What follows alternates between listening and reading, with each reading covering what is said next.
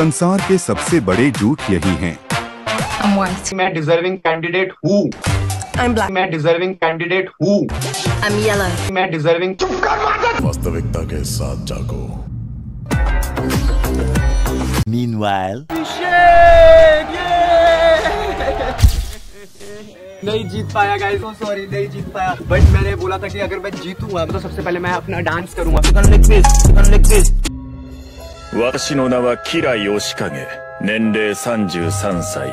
Internet से मैंने दो चीजें सीख ली हैं। सबसे पहले तो आदमी मरने के बाद अच्छा हो जाता है। दूसरा, बिग बॉस में यदि व्यक्ति हार जाए तो वो डिजर्विंग हो जाता है। नमस्ते मित्रों, पिछली बार इस चैनल पे मैंने अभिषेक का कंस्ट्रक्टिव क्रिटिसिज्म भी किया था, तो कुछ लोगों को बुरा लग गया था, जो मेरे लिए हैरानी वाली बात थी, क्योंकि इस चैनल पे हम ऐसे व्यक्ति वस्तुओं को क्रिटिसाइज कर चुके हैं जिन्हें क्रिटिसाइज करने के बाद व्यक्ति इंटरनेट से तो कैंसिल हो ही जाता है, बल्कि संसार से भी। ठीक है, तो मेरे लिए मानना स्वाभाविक था कि तुम्हें पहले से ही पता है कि जब इस प्रकार की क्रिटिसिज्म वाली मैं वीडियोस बनाता हूं तो मेरे भीतर कोई भी चक्षु लज्जा नहीं होती। यानी कि इस प्रकार की वीडियोस बनाते समय मैं इस बात का ध्यान रखना नहीं चाहता कि मैं तुम्हारी आंखों में अच्छा दिख रहा हूं या नहीं। इन बातों की चिंता किए बिना ही मैं इस प्रकार की वीडियोस बना सकता हूं। इसलिए इस वीडियो के शुरुआत में ही मैं इस बात को मेंशन कर रहा हूं कि सबसे पहले तो तुम इस वीडियो को देखो, उसके बाद तुम्हें यदि लगे कि तुम्हें मेरी आलोचना करनी है तो मजे से कमेंट सेक्शन में करो। मुझे कोई समस्या नहीं होगी। हम इंटरनेट पे एक गेम शो की बात कर रहे हैं, हम किसी के जीने मरने की बात नहीं कर रहे। ठीक है। बिग बॉस से बाहर आने के बाद भी अभिषेक अनगिनत इवेंट्स को अपने अनुसार मैनिपुलेट करके अपनी ऑडियंस को एक ही बात समझाना चाहता है, अपनी अंडर एज ऑडियंस को, कि जितना गर्मी में पौधे पानी डिजर्व नहीं करते, उससे ज्यादा मैं इस शो को जीतना डिजर्व करता था। अभिषेक इस डिजर्विंग टैग को अपनी मोरल विक्ट्री के रूप में प्रोजेक्ट करे, मुझे उसमें कोई समस्या नहीं है। मुझे समस्या है उसके कभी न रुकने वाले विक्टिम कार्ड से। मुझे समस्या इस बात से है कि गेम के बाहर आने के बाद भी अभिषेक अपना गेम खेलना बंद नहीं कर रहा। जिसके नंबर ज्यादा होते he is getting the trophy. 56 दिन की मेहनत वेस्ट थी, कोने में भी बैठा रहता तो सेकंड तो वैसे भी आ जाता। जो उन्होंने मेरे साथ उस वीक करा, मैं उसी दिन समझ गया था कि they are not gonna make me the winner of this show. मुझे वो समझ आता है।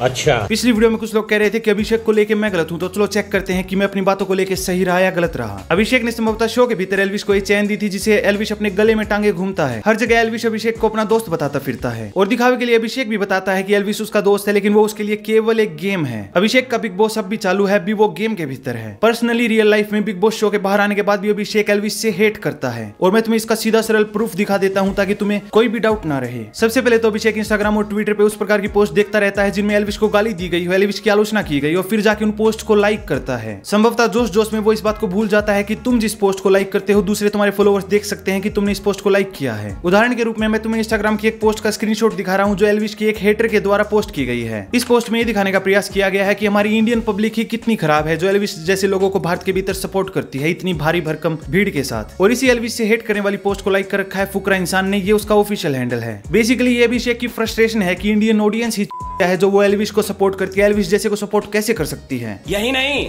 अभी और सुनिए। यहाँ पे ऐसा नहीं है कि मैं तुम्हें केवल एक घटना का उदाहरण दूंगा और आगे बढ़ जाऊंगा। इसके बाद देखो कि वो ट्विटर पे क्या करता है। अभिषेक एक ट्विटर स्पेस में जाता है जहाँ पे उसके पीआर के लोग हैं, उसके सारे फ्रेंड्स हैं। ये वो सब लोग हैं जिन्होंने बाहर इंटरनेट पे अभिषेक के लिए नेगेटिव पीआर की, जब अभिषेक गेम के भीतर था। तो अभिषेक के लिए पीआर करने वाले इन सभी लोगों का सबसे पहले तो वो आभार प्रकट करता है, उसके बाद इन सभी लोगों को धन्यवाद बोलता है। और इसी स्पेस में विशेष रूप से इस नोबिता नाम के हैंडल को वो अलग से थैंक यू बोलता है कि तुमने मेरे लिए जो भी किया उसके लिए थैंक यू। दिल से बहुत ज्यादा प्यार। नोबिता यहाँ पर, Nobita hi bro, how you? Nobita भाई भी हमारे बहुत, मैंने देखा बहुत ट्वीट्स देखे मैंने, इन्होंने भी बहुत सपोर्ट करा। अभिषेक एग्जैक्टली किस चीज के लिए इस नोबिता नाम के हैंडल को थैंक यू बोल रहा है मैं तुम्हें बताता हूँ। ये नोबिता महीने तक ट्विटर पे ट्विटर स्पेसेस ऑर्गेनाइज करता है, जिनमें वो और उसके दोस्त मिलके एल्विश की माँ बहन को गालियां देते हैं, उसकी माँ और बहन को की बातें करते हैं। एल्विश की माँ की डंडा घालो मुझसे मैं बोल देना माँ तुम सबकी एल्विश वाले समझे, डंडा घाल के एक में सबको एक किस्म में। जब ये एल्विश की माँ को गालियां दे रहा होता है, कितना पैशन है। और ये जब एल्विश की माँ के साथ थक जाते हैं तो एल्विश के पिता पे शिफ्ट हो जाते हैं, फिर एल्विश के पिता को गंदी गालियां देने लगते हैं। अब उसकी नीयत कैसी है, क्योंकि उसका बाप भी वैसे ही, बाप लड़कियों को फुहाड़ बोलता है, तो बेटा भी तो भाई लड़कियों की मत देखता, हाँ छोटे कपड़े बड़े कपड़े भाई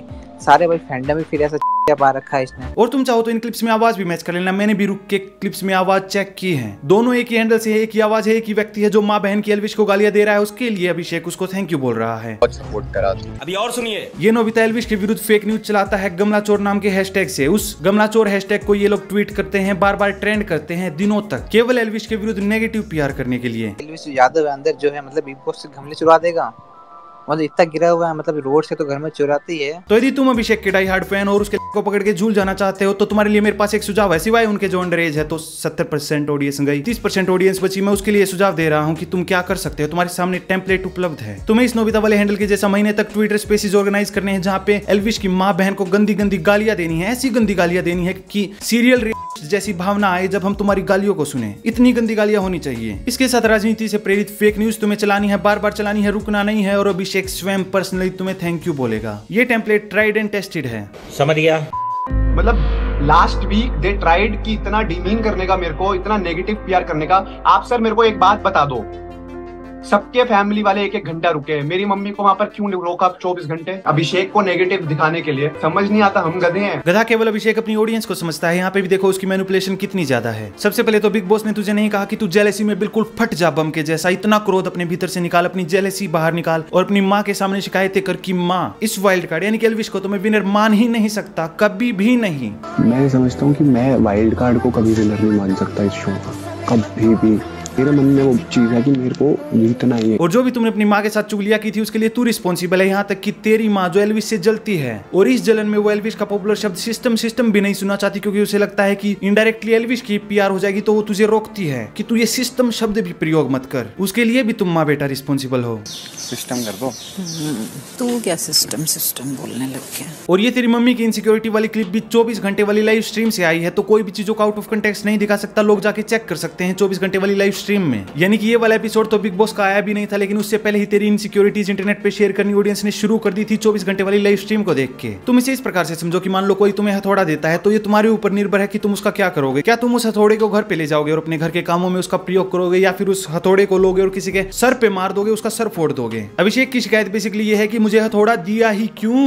मेरी मम्मी को वहाँ पर क्यों रोका 24 घंटे? मुझे हथौड़ा दोगे तो मैं तो सर ही फोड़ूंगा। मेरा दिमाग खराब मत कर, दिमाग खराब हो रहा है। इस घटना में तुम्हें आयरन नहीं पता है क्या है? अभिषेक इसके लिए विक्टिम कार्ड खेलना चाहता है, लेकिन रियलिटी ये है बिग बॉस के मेकर्स एल्विश और अभिषेक में से सदा अभिषेक को प्रेफर करते थे। बेसिकली इसीलिए क्योंकि वो उन्हीं की आइडियोलॉजी से आता है। तो यदि वो विनर बनता है, उपलब्धि प्राप्त करता है अपने जीवन में, तो उन्हीं की आइडियोलॉजी आगे बढ़ेगी एंटरटेनमेंट सेक्टर में भी। इसीलिए अभिषेक का मोरल बूस्ट करने के लिए अलग से अभिषेक की मम्मी को ज्यादा टाइम दिया गया था ताकि वो उसे मोटिवेट कर सके। बाकी हम सब ने देखा कि उसने कैसे मोटिवेट किया। तू क्या सिस्टम बोलने लग गया। इस केस में भी मैं प्रूफ के बिना कुछ नहीं बोल रहा। अभिषेक मल्हान की मम्मी डिंपल मल्हान का यूट्यूब चैनल है जहाँ पे उन्होंने कंफर्म किया है कि डिंपल मल्हान का बिग बॉस में ज्यादा टाइम रहना ये एक quote and quote special privilege था, स्पेशल ऑफर था। जो स्पेशल प्रिविलेज किसी और को नहीं मिला था, केवल मल्हान फैमिली को मिला था। और तुम स्वयं अभिषेक की मम्मी से सुन लो। जैसा कि आप सबको पता है कि बिग बॉस हाउस में हुआ था फैमिली वीक, और फैमिली वीक में हम भी गए थे, हमें भी इनवाइट किया था बिग बॉस ने। और सबसे बड़ी बात, इनवाइट तो किया ही किया, हमें स्पेशल प्रिविलेज भी मिली, नाइट स्टे करने का मौका मिला। तो मैंने सोचा कि क्यों ना मैं अपना एक्सपीरियंस शेयर करूं आप लोगों के साथ।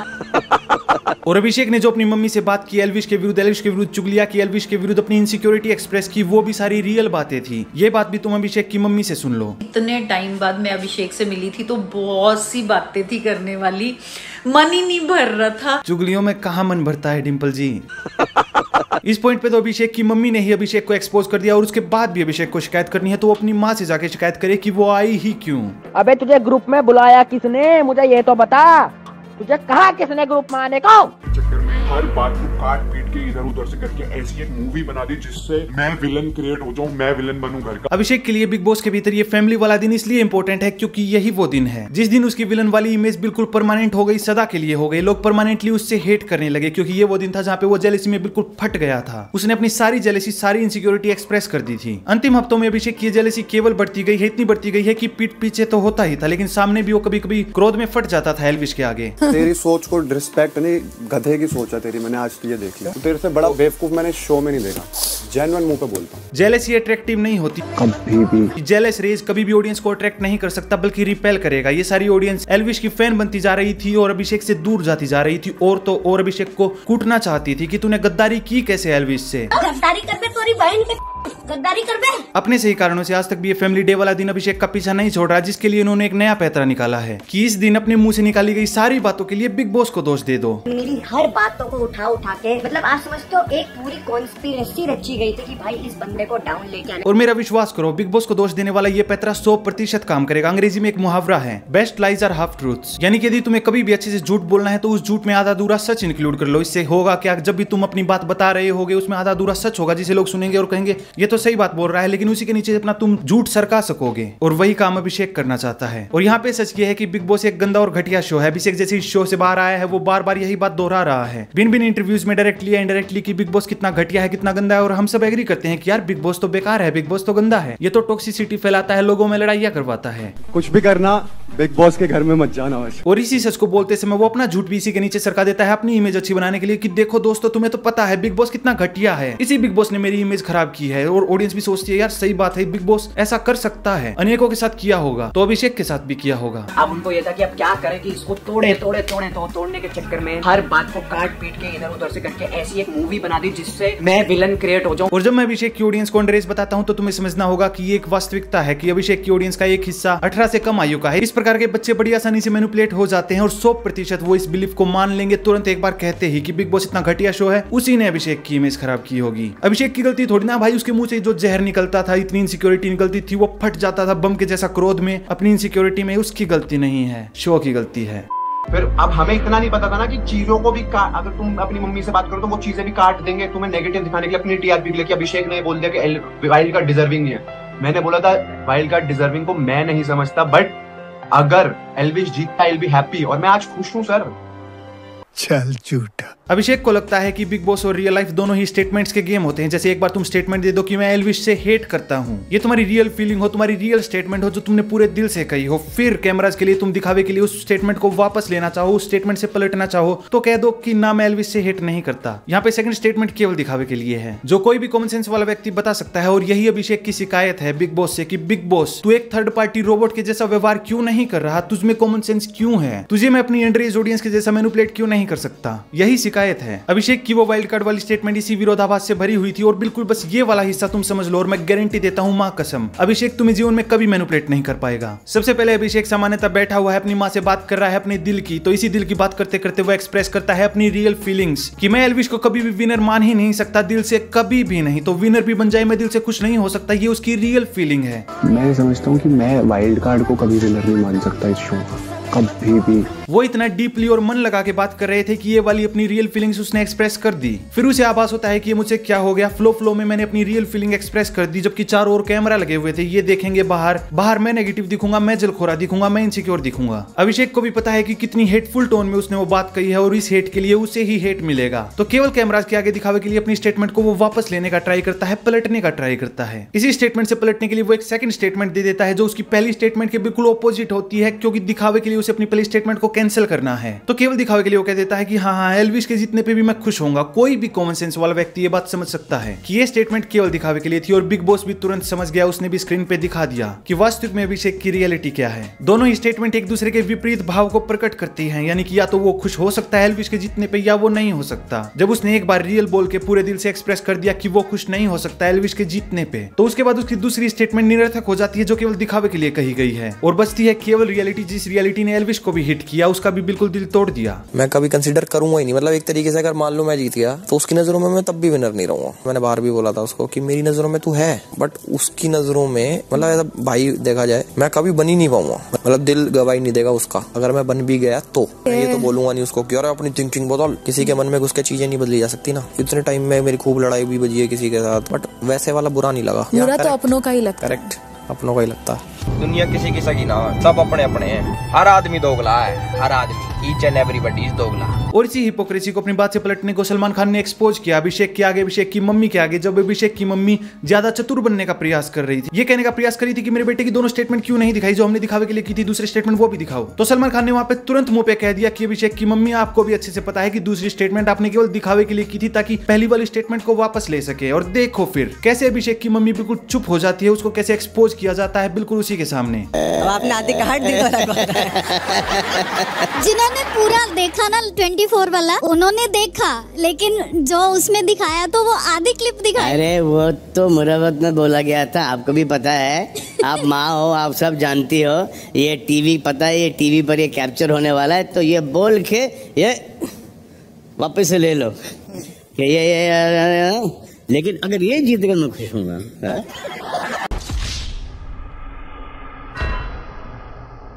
और इसी मोमेंट में तुम्हें अभिषेक की मम्मी साफ दिख रही है, वो अपने नॉन वर्बल क्लूज भी दे रही है कि हाँ मैं पकड़ी गई हूँ, मेरा झूठ पकड़ा गया है, यदि मैं इस झूठ को और लंबा खींचती रही तो मुझे और अधिक एक्सपोज किया जाएगा। चुपचाप बैठ जाती हूँ। और इसके बाद होता क्या है, वो अपने चेहरे पे एक झूठी हंसी लेके चुपचाप वहीं पे बैठ जाती है।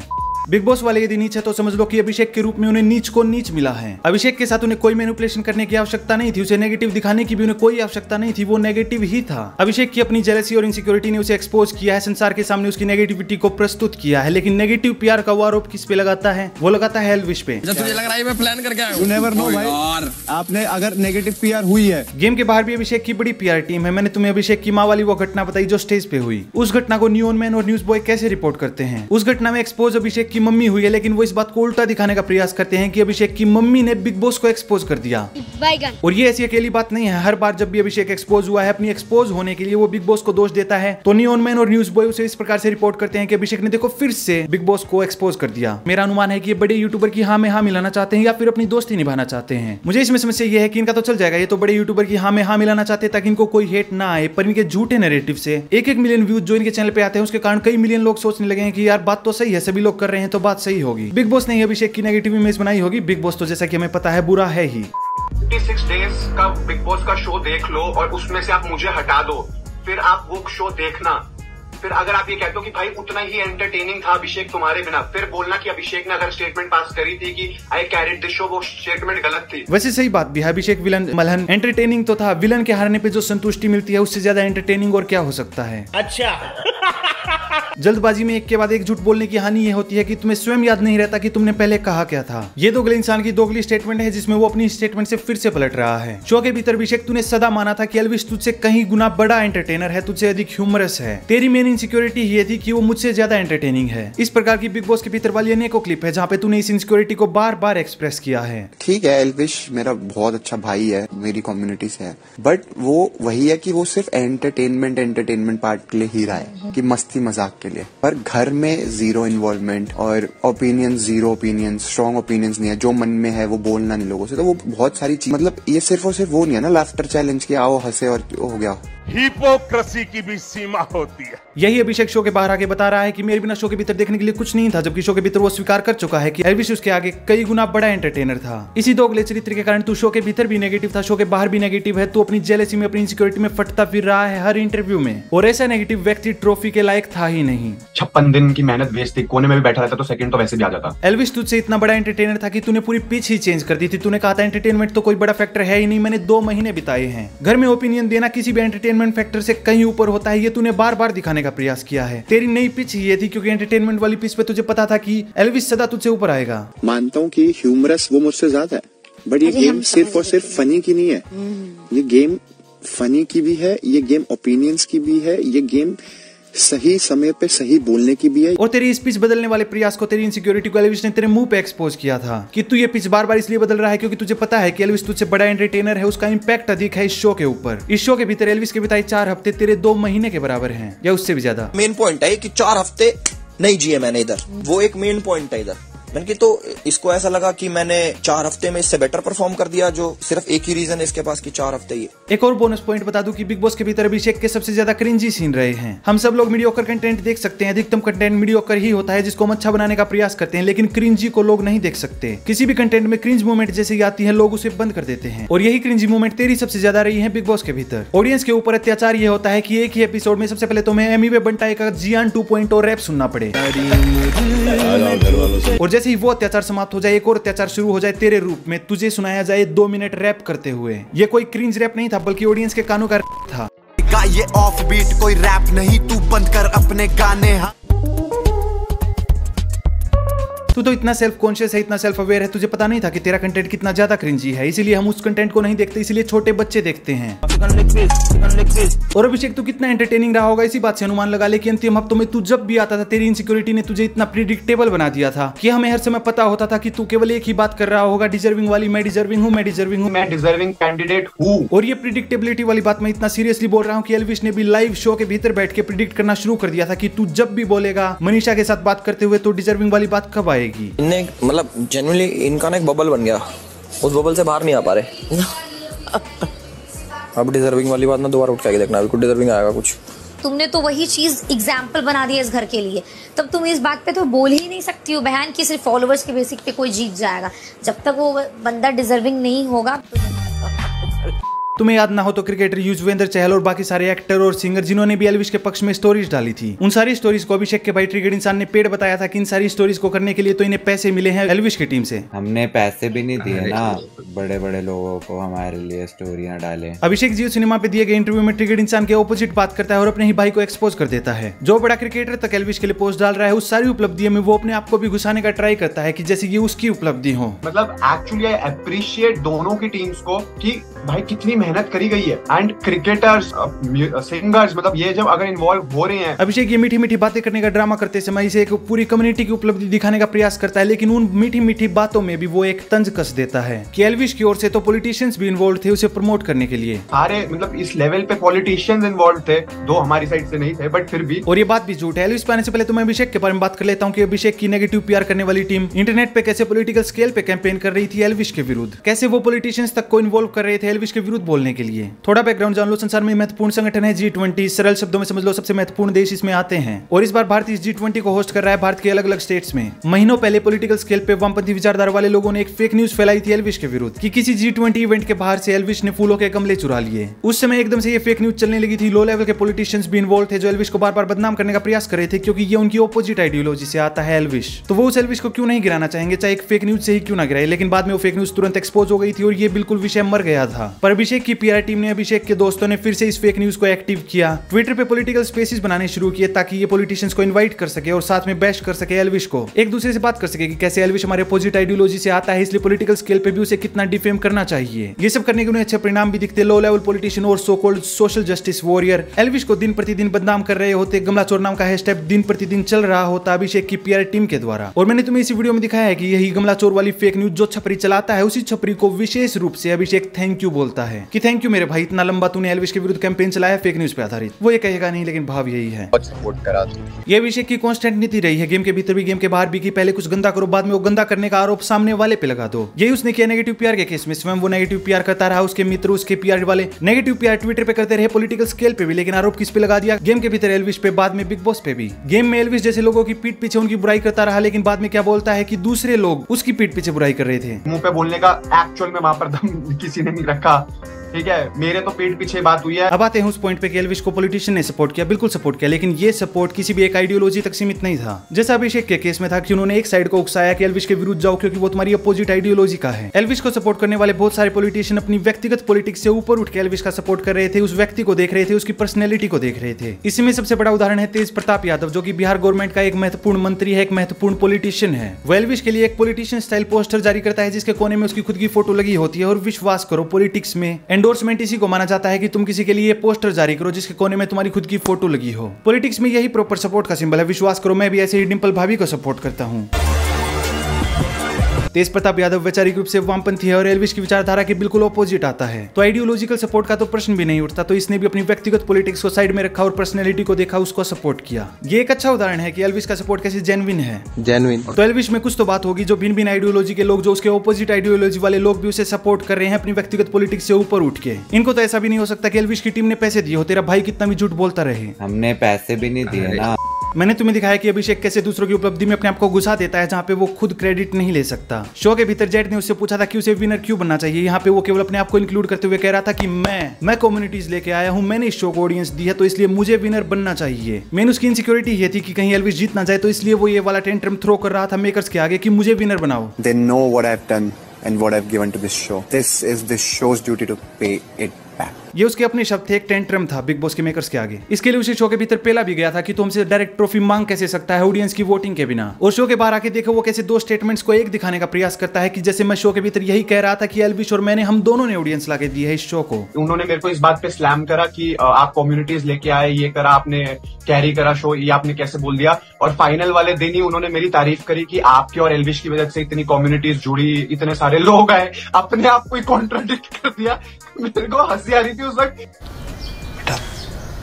तुमसे ना हो पाएगा। और मेरी इसी स्टेटमेंट को देखो बिग बॉस वालों ने एक्सेप्ट कर लिया, जबकि ऐसा नहीं है। उसकी स्टेटमेंट ये थी ही नहीं कि एल्विश ने और मैंने ऑडियंस लाके दिया है शो को, उसने केवल अपने आप को क्रेडिट दिया था। बड़ी चतुराई से अपने अहंकार में कही गई स्टेटमेंट के लिए भी वो बिग बॉस को हिपोक्रेट दिखाने का प्रयास करता है। कि पहले जब मैंने ये बात बोली तो मुझे विलन बना रहे थे आखिरी हफ्ते में, और फिर फाइनल वाले दिन कह रहे हैं तुम्हारी वजह से ये सबसे बड़ा सीजन हो गया। साफ बात करें तो एल्विश की ऑडियंस अभिषेक से कहीं ज्यादा बड़ी थी, तो यदि एल्विश इस शो में ना आता तो अपने निर्धारित स्केड्यूल पे ये शो समाप्त हो जाता। पर एल्विश की एंट्री के बाद इस शो ने अपने पीक नंबर सीट किए, जिसके बाद इस शो को 2 हफ्ते के लिए एक्सटेंड कर दिया गया। इस शो के नंबर्स वहां तक पहुंच गए कि ये भारत का सबसे बड़ा रियलिटी शो बन गया OTT पे। फिर से वो तुम्हारे दिमाग में नैरेटिव डाल सके कि देखो गाइस बिग बॉस वाले कितने बुरे हैं, हम दोनों पे अटैक कर रहे हैं। एल्विश को भी वो इंक्लूड इसलिए करता था कि एल्विश के फैंस भी ये सोचें कि ये हम पे भी अटैक है, हमारी पूरी कम्युनिटी पे अटैक है। पर शो के भीतर तो ये हम वाली बात थी ही नहीं, केवल मैं वाली बात थी। अभिषेक से जेड ने प्रश्न ही ये पूछा था कि तुझे विनर क्यों बनना चाहिए। अभिषेक ने उसके उत्तर में ये बात कही थी कि मुझे ये शो इसलिए जीतना चाहिए क्योंकि I brought communities to this show, now it shows responsibility to pay it back. और बाहर आके एल्विश की उपलब्धि में अपने आप को घुसा रहा है।